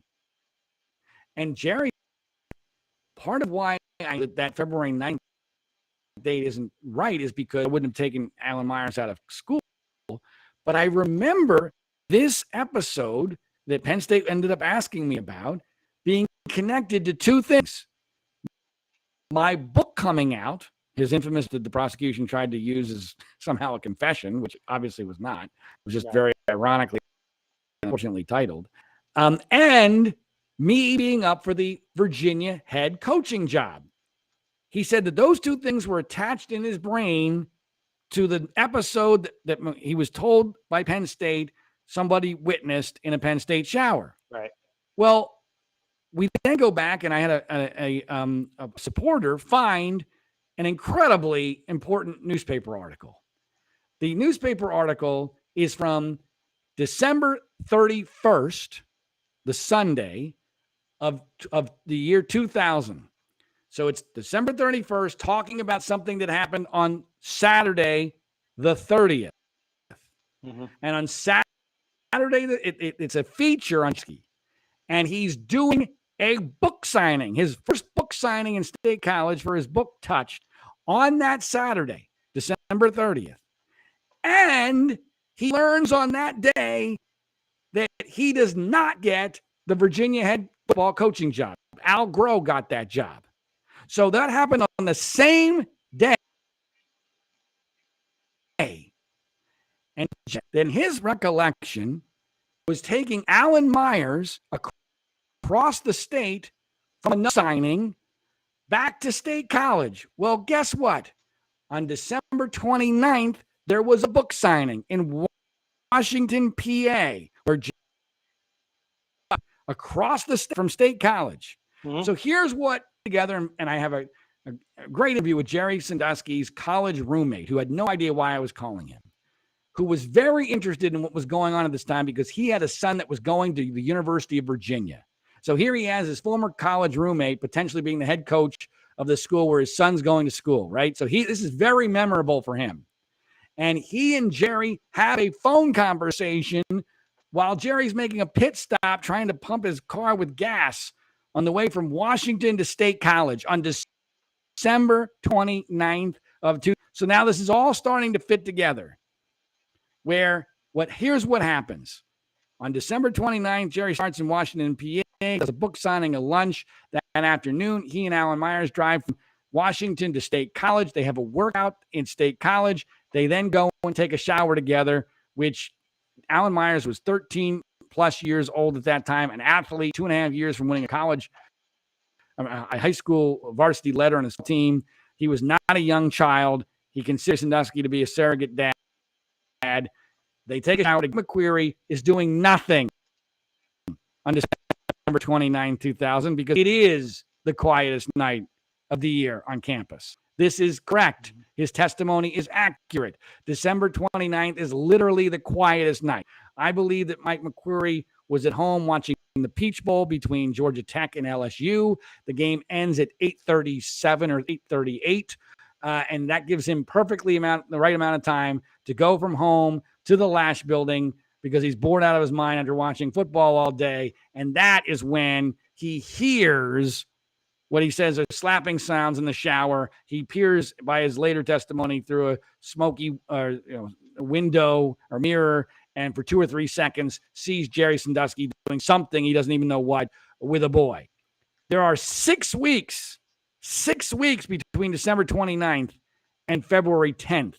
6 weeks that Mike McQuarrie does nothing regarding a public disclosure of this. Now, when he has this conversation with his dad and Dr. Dranoff, I don't know. I don't know if it was that night. I don't know if it was later. I am open, but as I've told you, the coup de grace telling me that my theory on this is correct is that it fit with McQuarrie's testimony and Sandusky's testimony and Alan Meyer's schedule and the college roommate's recollection. It even dovetails with McQuarrie and Dr. Dranoff's own testimony. Now, this is where things get complex. We explained it in the podcast, but Dranoff and McQuarrie talk about having a meeting with Gary Schultz where they ask for a follow-up on Mike's report to Joe Paterno about Jerry Sandusky. And long and short of it is, Gary Schultz is positive that that meeting only took place between 10 days and 2 weeks after McQuarrie goes to Paterno, which, by the way, is awfully quick to be asking for an update, right? I mean, especially given the level of urgency and their I don't say urgency, but their level of concern. Like, hey, what the hell happened with that report that Mike made about Jerry Sandusky? Has there been any conclusion with that? Well, Dranoff's own testimony. Dranoff is asked by, I believe, prosecutors, and there's 2 different testimonies that he's made where he alludes to this same timeline, where how long after Mike comes to you to tell you about this did you have your meeting with Gary Schultz? And Dranoff says it was between 1 and 3 months. Mm-hmm. 1 and 3. Well, what's the mean between 1 and 3? It's 2, right? What's late February minus 2 months? It's late December. Right. And John McQuarrie is on record is saying something rather similar. Whereas over a month, I forget exactly what, but it's a similar statement that McQuarrie makes between the time period of the meeting with Mike McQuarrie and the meeting with Gary Schultz. So, to me, the most plausible scenario is this. On December 29th, this episode occurs. I don't know when he goes to see his dad and Dr. Dranoff. It's possible to me, Carl, that Mike might have thought better of it over a holiday weekend, not wanting to bother Joe. Maybe this wasn't a big deal. Maybe I didn't see what I thought I did. I want to bother with this. By the way, since Mike's desperate for a job, I actually believe one of Mike's motivations here might have been that he reads that Jerry is up for the Virginia head coaching, right? Jerry is potentially a godsend for Mike McQuarrie. If Jerry gets a head coaching job, he might hire Mike because he knows Mike. They've actually had a pretty good relationship up to this point. So Mike doesn't want to do anything to jeopardize his relationship with Jerry Sandusky. So it's on it until the Kenny Jackson job opens up. Okay. Now, by the time the Jackson job opens up, Jerry ain't getting any head coaching jobs. It's too late for this year. And Mike wants a job. And it is my very strong opinion that motivations both from an offensive as well as a defensive perspective. I can explain the defensive one if you want me to, about why he would need to go see Joe Paterno with that job open. And Mike, even in my opinion, makes up testimony, Carl. You may remember this. He makes up testimony to cover his ass on this. He claims that Joe Paterno says to him on the phone, if this is about a job, don't bother coming over. I don't have one for you. I was in the Paterno home. And I happened to, by chance, mention that piece of testimony. And Sue Paterno, this was in front of a dozen people. Sue Paterno wasn't even directly in the conversation, spins around. She's over in the kitchen getting ice cream. Peachy Paterno, probably. And she screams at me, that never happened.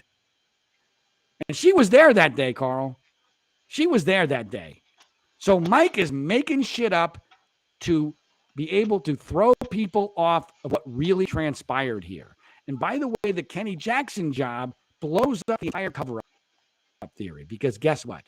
Mike doesn't get that job in 2001. He gets it in 2004 when it opens up a second time. Now, how do you run a cover-up with the only witness not being awarded with an open job that they wanted and that they were qualified for? How does that make any fucking goddamn sense? It doesn't, because it didn't happen. There was no and Mike McQuarrie didn't. It's 12:30 at night. The kids might still be up. They watch the F-bombs, man. Serious side point. Yeah, no, it's okay. Have I convinced you, Carl? Well, have I convinced you? The answer is, I think it's very interesting, because I've always thought that McQuarrie couldn't have seen what he thought he saw, nor the fact that listen, if he told a medical doctor that he saw a kid being raped, they would have to make a CYS report, okay?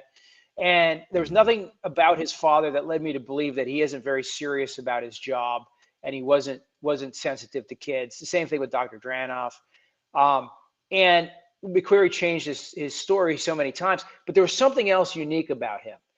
He was very gregarious and talkative, to the point of absurdity in courtrooms, where he would just talk and talk and talk, and he would answer questions, roll between combative and flip-flopping, and gave lots of different testimony.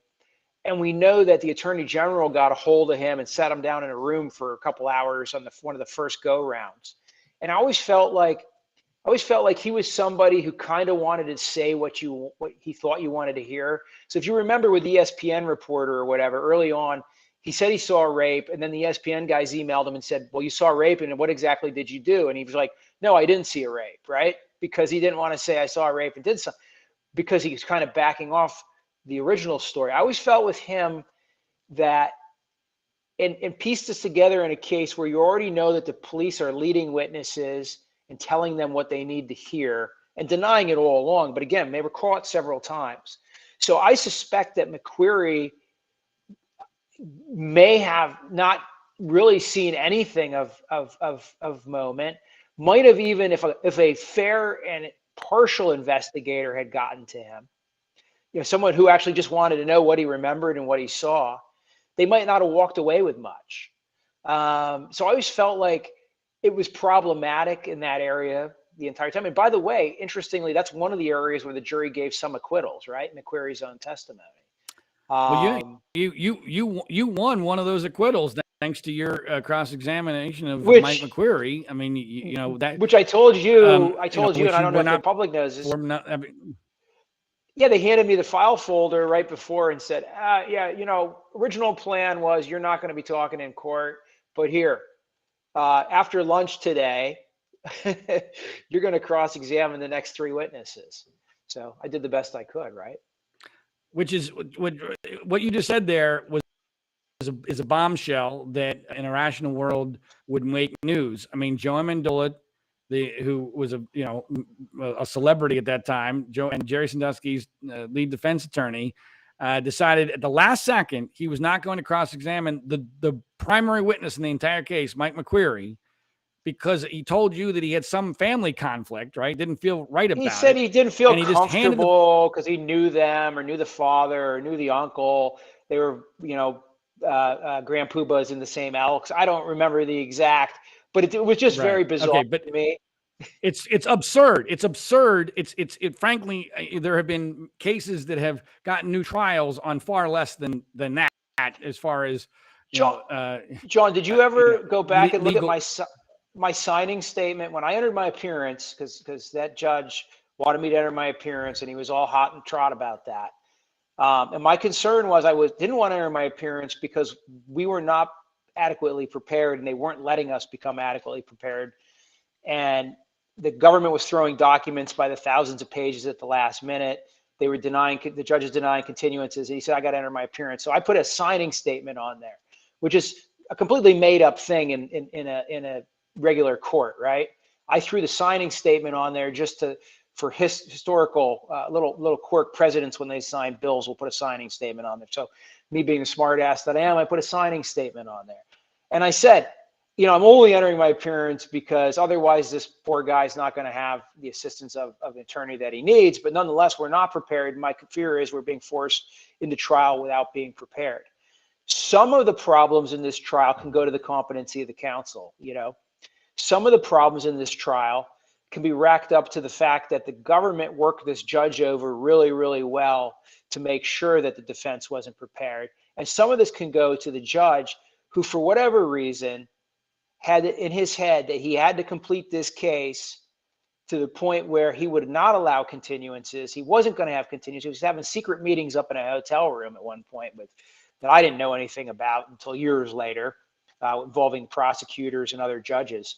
So I would tell you to this day that it is my impression that judge was appointed by the Supreme Court or somebody with explicit instructions that case was to be done immediately before football season or whatever the hell it was that the exact instruction was.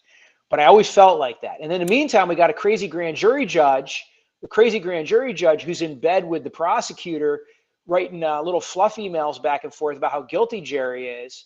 And I remember the first time I did a grand jury proceeding in the case, I called Amendola up because that was part of the reason I was brought in, because I had a lot of grand jury experience.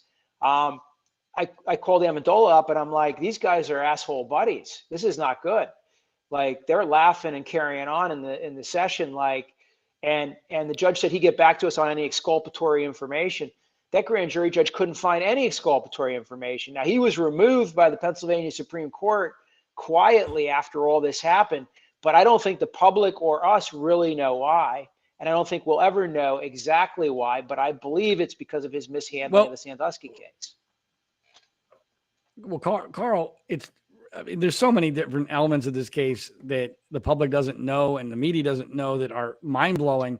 But how many people would be stunned to learn that the grand jury judge in this case lost their job and the lead prosecutor lost their law license, both for actions that were directly related to the case? And this is a case about which there's no doubt about this in the public mind. It's unbelievable. But before, I know we're going to run out of time soon because it's especially late on the East Coast. But yeah, I just want to go back to McQueary. I want to go back to McQueary real quick. Okay. Yeah, please. You indicated that you think that Mike was easily manipulated, and we know a lot now about Mike's situation when investigators come to him 10 years later. I cannot emphasize that enough. 10 years before Mike ever gives any sort of a statement indicating that he saw something that was highly inappropriate / illegal. And we now know, and Don Van Atta of ESPN was going to report this video where I record Van Atta about this to me. It's amazing. One of the more remarkable bombshells in the entire case, where Van Atta brags that he's going to report in ESPN, the magazine. Of course, he was later censored. That McQueary thought investigators were coming to him because he had been sending pictures of his penis to a woman, not his wife, through a Penn State phone. That's number one. Number two, he was also concerned about the fact that he had bet on Penn State football games. There's a remarkable YouTube video.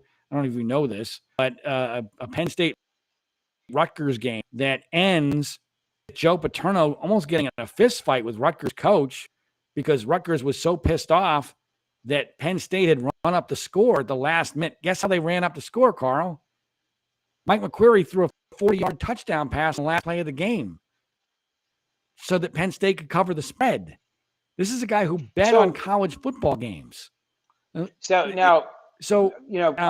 I have to say, I don't. And Graham Spanier. I don't know these things to be facts, so I'm going to take you at your word for purposes of our show. I mean, I'll do some research afterwards here. But if it's true, it's problematic. Check out the YouTube video; it's amazing. It's trust me, it's true. It couldn't. I mean, even Deadspin, who was very pro McQueary, was kind of shocked by the whole thing. And ESPN did eventually report about the gambling. They did not report about the penis pictures because that would have been too damaging to McQuarrie. They also didn't report about something else that Graham Spanier knows, which he is not able to believes is the greatest source of Mike's vulnerability at that time. And I don't know if I agree. Definitely vulnerable definitely shows a lot about Mike's character. So the bottom line is had a lot to be worried when prosecutors came to him. Right. And he's made he likes to be helpful when he talks to people. He really does. But and what I mean by that is it's not a good thing to be helpful all the time, right? Sometimes you have to tell people, no, I don't know what you're talking about. But there is a class of witness out there that lawyers deal with. And any lawyer or police officer for that matter will have dealt with somebody like this where you start asking them questions and they're very helpful. They'll tell you all about things. Oh, I think I lost our man. So give us a second here. I'm sure he'll pop back up on every once in a while. It's a West Coast, East Coast feed. But what I was going to say is every time we have a witness, right, they want to be helpful. They want to answer questions. So they don't feel like they should say, I didn't see it. I didn't hear about it. I don't know about it. I'm not sure about it. Instead, they answer. So sometimes you almost want to throw a question in that you know they couldn't know the answer to, or is a completely false question designed just to test a person to see if they have the information or not. And John is coming back, I'm pretty sure, here any moment now. Here he comes. All right, you're back, my friend. You're back. I don't know what happened there. What I was just talking about while you were gone was the idea that we had these witnesses that want to be helpful. They want to jump in and answer questions, but they'll answer questions about stuff they don't even know about. And I think McQuarrie was that guy, and he answered a lot of questions for a lot of people, and then woke up one day and realized that he'd given 100 inconsistent answers and was stuck with all the stupid stuff he said. But even then, he didn't stop. He just kept going. And, well, what about this? Well, no, that's not really what I said. Well, look at the grand jury. I mean, how many different views could you? I mean, I just remember the different testimonies he gave in so many different locations, and they kept changing. So I always feel like let's but not in a good way. Well, let's also remember he made millions and millions of dollars from this case because of his own lawsuit against Penn State, which was an absurd lawsuit. The idea that somehow he was a whistleblower was absurd. Which goes back to your theory, by the way, that these colleges fold easily. That's you go woke, you go broke. I don't know. Yeah. John, where can people see your podcast? And I should say, listen to your podcast. Where do we go to get that? Besides Apple and everywhere else. Well, there's iTunes, Spotify, podcast distributors. The home base is our website, which is framingpaterno.com. That's www.framingpaterno.com. I want to be clear. I unfortunately hate it. Sounds conspiratorial, and I'd add to the word. And I wish I hadn't picked that, but once it became well known, it was hard to change. I am an ardent anti-conspiracy person. I am, in fact, I'm the least conspiratorial person in this entire case. You have to be a conspiracy theorist to believe in the conventional wisdom of this case. You have to believe in a massive conspiracy to believe that Jerry Sandusky is actually innocent, because you have to believe in this massive, absurd Penn State cover-up, which is an actual conspiracy. And I don't believe human beings. Right. Can it be, though? And I always say this, like, it doesn't always have to start as like a spoken conspiracy, right? But once it's decided that this guy is bad, then I can't put out for him. And so a lot of the conspirators in any of these person non grata type conspiracies, they're not really like keyed in on it. They just fall into it. So, during World War I or II, you couldn't like serve sauerkraut with your traditional New Year's dinner because you were somehow supporting the Germans, right? And so you can't be someone who questions. You understand? Like if someone says, if you talk to somebody at Penn State and they think they have something helpful for Jerry or Joe, right? But they don't want to talk about it anymore because it's no longer a good thing to be on that side. That's what I mean by a kind of a Oh, okay. conspiracy Yeah. that All right. Yeah, I isn't agree. planned. I That agree. I agree with that. you get stuck. Everybody then toes the line. It's sort of like the emperor has no clothes, right? He has clothes. Look, I'm not going to be the guy that says No, it. no. You're the guy that says it, right? And tell me something. What's the personal toll been for you in this arena? I mean, you've been doing this for a long time. What has it been? It's been horrendous. This has been the worst thing that's ever happened in my public life. It should have been the best thing. I think it's been my best work, although I've made many, many, many mistakes. But I believe that I have proven beyond any shadow of a doubt, and lots of people have listened to us with hindsight agree with me, that the biggest sports story of this millennium was a fraud. It didn't happen. Now, in a rational world, that would be good for your career, right? That would be good for your life. But it's been exactly the opposite, which is keeping with this entire case. Everything is upside down. The good guys are the bad guys. The bad guys are the good guys.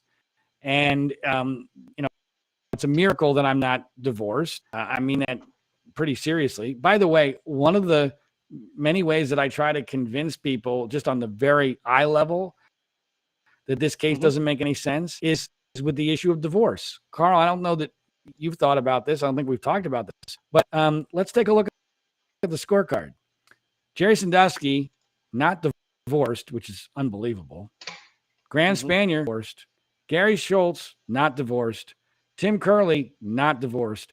John Ziegler, not divorced. Mike McQueary, divorced. Aaron Fisher, divorced. Aaron Fisher's mom, who was a key figure in this, divorced yet again. How is that possible? How is that possible when all the bad guys here? How is that possible? Carl, you know that's not possible. That's not possible. So in the real world, that's not possible. Let me ask you this. You professionally, are you doing radio still, or are you just doing the podcast? What are you doing? What's your next project, I guess? Oh, professionally, my career has been destroyed. I mean, I was a senior columnist at Mediaite for the last 5 or 6 years, which I left on my own because of reasons dealing with their position on COVID, which I couldn't take anymore. And you're not the only guy that Liz Habib and I have been right. And so, and Liz Habib planning on starting this new podcast, which we've tentatively titled "The Death of Journalism," but I honestly don't know when that is going to start. We've had some technical issues, which hopefully we're sorting out. I'm hoping that that'll happen, but I do not know. And I don't know if that's going to be successful not because the content won't be good, just because the nature of the beast is a way, as I said at the beginning of all this, is to play to some cult or sing to some choir. And I just don't do that. I'm a square peg in a round hole.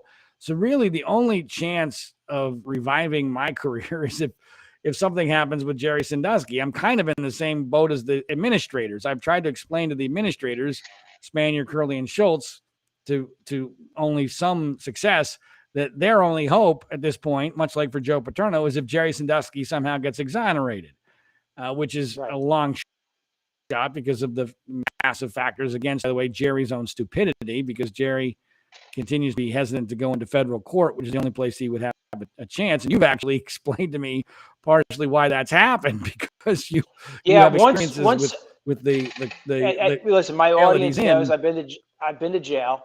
When you go to jail, the first thing the inmates want to do is tell you, fire your lawyers, get rid of them, talk to these guys in the law library. They're not crooked like the lawyers, and they're going to help you. Well, the guys in the law library are as crooked as or more crooked than the lawyers. What they want is you to pay them lots of commissary and money, and a lot of money flows through prisons, I assure you. And they give them this really bum advice, which is, don't listen to these guys on the street. They're only going to hurt you. They already sold you down there. Now you're in jail and you've lost, right? So you're very susceptible. Talk about a easily victimized individual is a prisoner who is innocent, Especially Jerry, who's or at very least, naive. and so I suspect that's very difficult for him, because the other thing is those charlatans in prison have 24/7 access to you. Communication to the street is very poor. So even when there are breakthroughs with the lawyers on the street, the guys in prison, bear hug the people back into stupidity. So John, before we go, and by the way, I appreciate you doing this on short notice with me. It's an honor to have you on, first of all. I still think, after everything I've learned about you in my research, that you could still be a talk radio guy. You could still do documentaries, keep doing these podcasts, because I think you've got what it takes. I mean, that's just my humble opinion. So I want your opinion on a couple of things. They're completely unrelated to Jerry Sandusky. Well, you got give me a couple of hold minutes. on. Can I tell you why I have yeah, sure, but let me just explain why you just said it's not accurate. We live in a world where substance matters. I am the most easily torpedoed candidate for any job of any sort in the world. I am known as Jerry Sandusky's most public defender. Game, set, match right there. And within conservative circles, I also happen to be anti-Donald Trump. So if Sandusky wasn't already 3 strikes against me, Donald Trump is another 3 strikes against me. So John, we have that in common. Completely. I was Jerry Sandusky's lawyer, and I was Jerry Sandusky's lawyer, so I get some flack for that. You're his more vocal supporter these days. I also argue with my guys about Trump all the time, because I say it this way: I would have voted for Trump the first time only because of the 2 choices, somewhat reluctantly. I definitely wouldn't have voted for Trump the second time. I was incarcerated for the entire Trump presidency, so I like to say, I don't really have to worry about it. Yeah, right. But to me, he's the test of whether somebody's truly a conservative or not, because if you think Trump's a conservative, then you probably aren't a conservative. But I can't convince anybody of that, right? I get yelled at about that all the time. I'm like, you guys don't. What happened to free trade? What happened to? And they're like, no, you don't understand. I'm like, no, I understand. And when you tell me one man, no American, no conservative American should ever say one man, right? It's we the people. It's not. I'm not going to say it's a fascist bent, but it's certainly a weird bent, a populist bent of some sort. So what do you think about Biden? What's going on with him? What do you think about Uncle Joe? Well, I think he's very different than the old Joe Biden. That's for sure. He's woke Joe Biden when he's not asleep. Right. I think he's made many mistakes. He's much worse than I had hoped for, not just in results, but also in his philosophy. The loan forgiveness, college loan forgiveness, is completely absurd. I think, unfortunately, Democrats are going to survive the midterms, largely because of Trump's influence, and going to get wiped out like they should. And that's going to be devastating, because to me, that means that there'll be no punishment for COVID, and it means we'll have another COVID eventually again when the opportunity arises. And it's funny.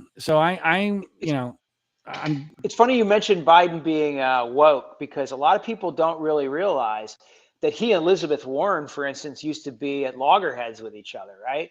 I mean, he's the guy that took the bankruptcy out of bankruptcy law on behalf of the banks.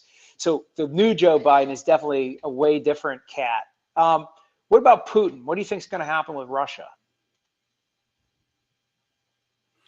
I don't consider myself a Russian expert. I've not been that interested in the war in Ukraine. I'm a Reagan Republican, so I'm inherently suspicious of Russia. I'm not a Trump Republican who somehow embraces Putin and Russia. But I'm I don't usually give opinions on things that I don't have a strong base of knowledge on. So I really don't have a great Okay. strong That's a opinion valid on Russia, answer. other than I'm anti Putin. You know. Okay. And talking about the whole woke thing, because you made the reference, and I actually had written down woke because I wanted to know, where do you think this whole woke thing goes? Are we going to be, there's a meme going around about putting like litter boxes in schools because some kids identify as, pets or something like this, which I thought was kind of funny. But do you think this wokeism is the future of America, and I guess maybe if the Democrats don't get punished in this election, then the signal is it's okay. Yeah, I think that might need to be punished. If not, which I don't think they will be as much should be or could be, then there'll be no punishment for COVID, no punishment for the wokeness, and that means we'll get more wokeness, because what we've seen over the last couple of years is liberals really letting their freak flag fly in a way that they've never felt comfortable before doing. I mean, I'll give you an example, Carl. I live north of Los Angeles, in not anywhere shape or form a red county, but not a blue county, like a purplish county, right? Mhm. And in my wife's middle school, she was shocked to find in the boys' bathroom they are required to have pads and tampons in the boys' bathroom. In the boys, and I later learned this is a state law in California. So What? imagine the millions of dollars being spent so that boys can take these tampons and turn them into paper airplanes, so that somehow the wokeness factor can be hit properly. I mean, it's bizarre. This is just one That of is bizarre. many examples. I mean, I never imagined that I would have a 10-year-old who knows about sex, but actually knows a lot about LBG issues. Right. And in Disneyland, where we used to go all the time, we don't go anymore because they won't even say "ladies and gentlemen." And they're doing all sorts of other woke things.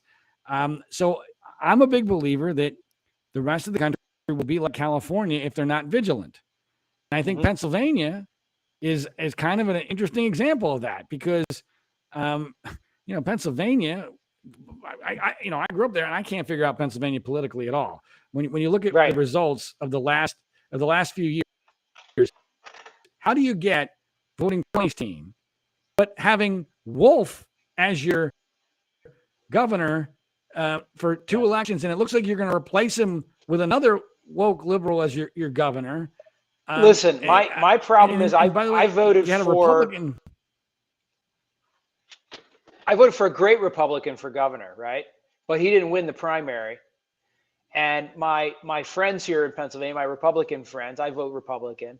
My Republican friends picked a guy who, for his War College faculty photo, picked to dress up in a Confederate uniform. And what's funny in the photo is everybody's here, and then he's off on the side, like a little bit by himself, because you knew every one of those guys there was like, I'm not getting in the picture with the guy with the Confederate uniform on. He's got an oath keeper as his personal security, and he's a friend with the guy that runs Gab, and gave him money, and has there's some question on the anti-Semite thing. But you couldn't pick a guy that's less electable to a main. Oh, and by the way, he's against abortion to the point where he doesn't support exceptions for the life of the mother. He sort of stopped articulating that now, given what's gone on, but he was pretty proud to say that before. You can't win in Pennsylvania with a Republican like that. I always said Tom Ridge was a pro-choice Republican and Casey was a pro-life Democrat, right? Because what's the lesson in Pennsylvania? If you want to win statewide office, you have to be, like you said, you can't quite figure it out, but you have to be somewhere in that center range. But how did Trump beat Hillary, who, by the way, had ties to the state? Her father was a Yeah. Penn State quarterback, for God's sake.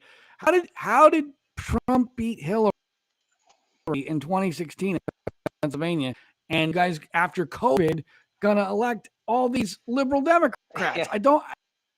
I'm Well, completely baffled. I don't get it. I can go back to the Trump factor. Trump came in and wanted Oz. Trump came in and wanted Mastriano for governor, and he pushed both of them over the top. Trump, but how does the same electorate that voted for Trump over Hillary vote? Oh well, what looks like to be pretty overwhelming.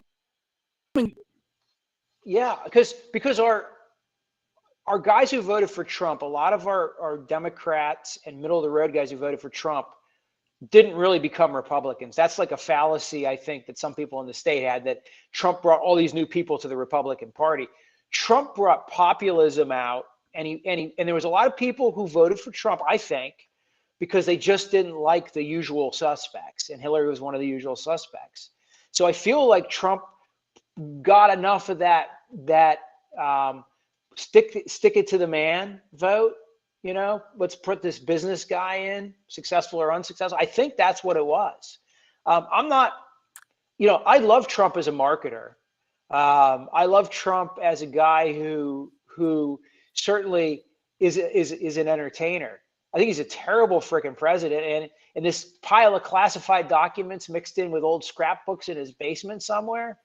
I mean, what if anybody else had done that? I don't care, Republican or Democrat.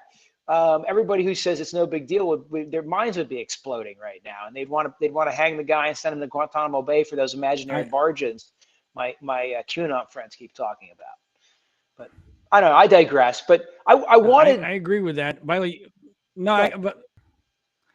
go ahead, John. No, but I agree with most of that. But by the way, to bring this full circle, it feels like we're ending it up, which is fine. You might be surprised to know that many of the Jerry Sandusky accusers from the trial are Trump fans. I don't know if that's because they now have a lot of money but we keep a pretty close eye on their social media feeds, which are quite interesting. They're all big Penn State fans and they're Trump fans, which is, I think, very telling. So John, one last question. You apparently were a very good golfer at one time. How is your golf game these days? Well, it's better, not quite where I hoped it would be. I'm a solid one handicapper. I played in 5 different USGA qualifiers this year. Unfortunately, I did not qualify for any, but I played pretty well in all of them. I was leading our U.S. amateur qualifier through 7 holes. I was 3 under par before I had a blunder. And then ended up your blunder's probably what your blunder's like a boat. Your version of a blunder is like an occasional bogey, right? I made a 6 on a very difficult my blunder there. But I was never going to qualify for the U.S. Amateur in all likelihood. I'm 55 years old now. I was mostly playing that to try to prepare myself for other qualifiers. I hope there's still a few more tournaments left in the year that I hope to play. I actually think the Sandusky case harmed you said what was the ramifications? And I think one of the many ramifications is it hurt my golf game. Not because I wasn't playing. I have plenty of time because I'm basically unemployed. It's just it shot my nerves. I mean, it really did. It screwed with my head and my whole outlook on life. I don't know if that's necessarily. I'm going to tell you something, John. It's 100% true, and I'm going to tell you why. I had a big thing going on, stole a lot of money, had a gambling addiction, turned myself in. After I turned myself in, and before I went to jail, I shot some of the best golf of my life. And it sounds crazy, okay? But it's because it was over. I know I'm going to jail, okay? I know that part, right? But I'm no longer living this secret lie. I'm no longer trying to figure out, like how to move money to make sure the business, you know what I'm saying? Like all the stress of running a criminal enterprise and a gambling addiction are gone. And now now I no longer have that. And I'm at peace, as a sort of an inner peace. Okay. And I felt that. That's very interesting. Now I'm a 14 handicap, or sometimes I get down to 12. I've been off for 5 years now. I was 12 when I went in. I popped back up to 14, but I'll get it down a little more than that. I'm just having a little drive problem right now. But I will say I've spent an inordinate amount of time on the driving range thinking about Mike McQuarrie over the last 10 years. Yeah. I would say, in all seriousness, I would say that many of my theories and eureka moments came on the driving range, which sounds bizarre, but it's true. No, that's sometimes that's the meditative, but no, really, and I think there's some truth to that. And I say that not jokingly, but in all truthfulness. And I joke now that I play. It removed the level of stress, but then if all life creeps up on you, and so I do think that golf is a mental game. But I wanted to ask you about that because I picked up when I was looking into a little bit about you that apparently you're a golfer of note, and the one handicap is obviously damn good. People who don't know the game, John's a very good golfer. Don't let him fool you. All right. I'm going to wrap it up, boss. Thank you very much. I appreciate it. I want to thank everybody for listening. You guys need to check out what is With the Benefit of Hindsight. And you can get that. What's the website again there? Framingpaterno.com and the podcast With the Benefit of Hindsight can be found on iTunes, Spotify, and all their major podcasts. I'm going to throw links up on all these feeds and all the permanent links to this, to With the Benefit of Hindsight. So, I'm hoping that as people listen to this, they'll come to it with an open mind. You've obviously given a lot of yourself to this. So, John, keep up the good work and keep up the good fight. And you and I'll talk again. I'm gonna want to get you back, but I'll also talk to you off the air because we have a few 100%. And when appropriate, we're going to have you. Maybe we'll do episode 20 of With the Benefit of Hindsight with Carl Rominger. So that'll be fun. All right. Thank you, my friend. Have a great night.